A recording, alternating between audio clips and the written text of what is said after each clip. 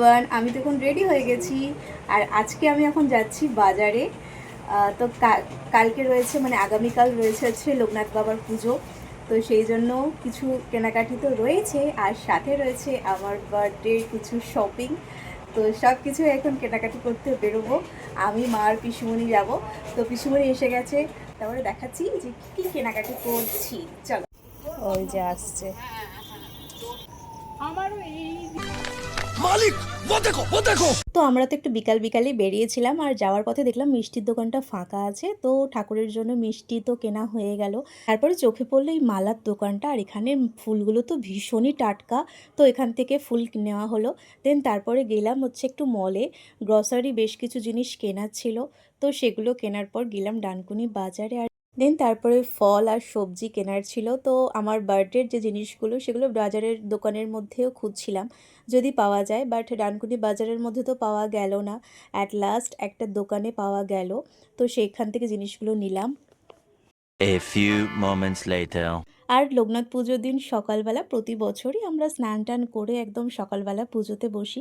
আর এটা হলো আমাদের বাড়ির বাবা লোকনাথের বিগ্রহ। সামান্য আয়োজন। আর দুপুরবেলা খাওয়া দাওয়ার পর তো বিশাল একটা বড় ঘুম দিয়েছি। বিকালবেলা উঠে তেমন কিছু করা হয়নি। তো রাত্রে ডিনার করে এবার হচ্ছে শুতে যাব। তো চলো, আবার দেখা হচ্ছে তোমাদের সাথে কালকে। Good morning everyone.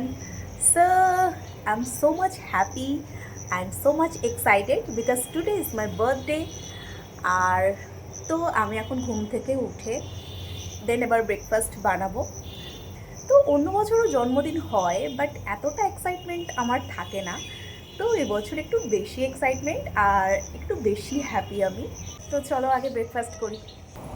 সো আমি এখানে টিফিনের জন্য বানাচ্ছি হচ্ছে স্যান্ডউইচ।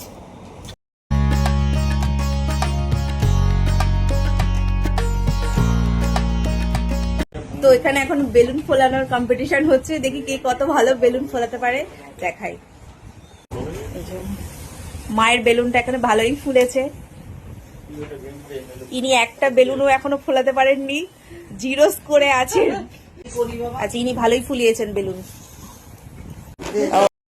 তো তারপরে লাঞ্চের পর ভাই বললো ডেকোরেশনটা করে দিই। তো তারপরে আমি আর ভাই মিলে সাজাচ্ছিলাম। দেন হচ্ছে সাজাতে সাজাতে সেটা যা হলো। আর আজকে আমার জন্মদিনে প্রচণ্ড গরম।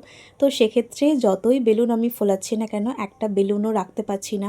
সেটা তোমরা ভিডিওতে পরে দেখো। 30 থেকে 40টা বেলুন ছিল, সব বেলুন ফেটে যাচ্ছে। এত গরমে না বেলুন আর একদম থাকছে না। সেই জন্য একদম পুরো ইনকমপ্লিট রয়েছে। মাত্র ওইখানে একটু সুন্দর করে ডেকোরেশন করা হলো, সব ফেটে গেল। ভাইয়ের একটা কাজ ছিল, তো ভাই বেরোলো, বাকি ডেকোরেশনটা নিজেই করে নিলাম। তো চলো এবার রান্নাঘরের কি খবর সেখানটা তোমাদের দেখিয়ে আনি।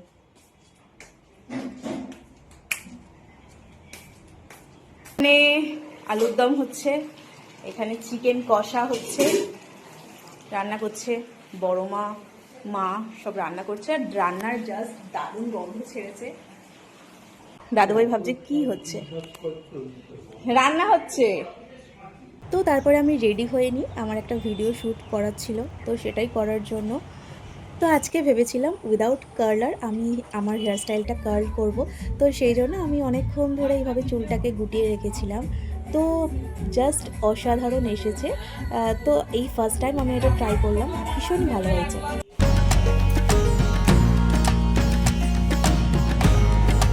তো তারপরে এলো বাড়িতে হচ্ছে বোন জগন্নাথ দা আর অনুভাদি। নীল তো তখনও আসেনি, নীল বললো একটুখানি আসতে দেরি হবে। তো এখানে গল্প হচ্ছিল, সকলে মিলে একসাথে গল্প করছিলাম।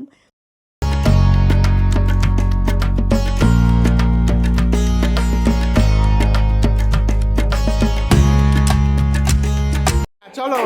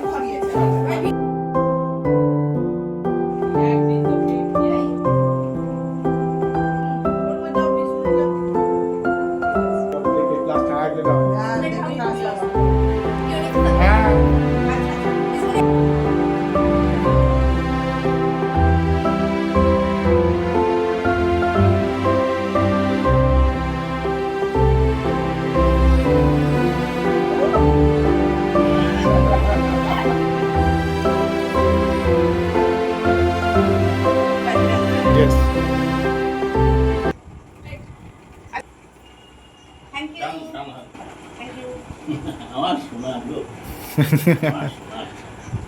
এতক্ষণ তাকিয়ে নিশ্চয়ই খাও, তোমরা হ্যাঁ। ভিডিও দেখে বুঝে গেছো আমার বাড়ির লোক কিন্তু ক্যামেরা দেখলেই একদম চুপ হয়ে যায়।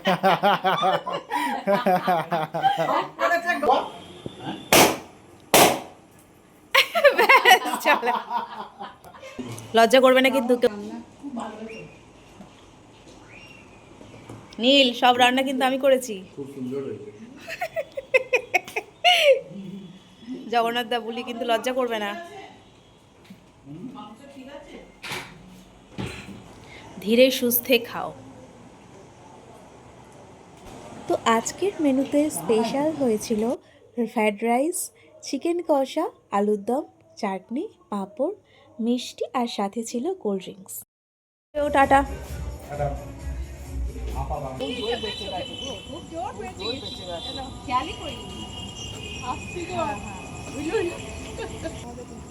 টাটা,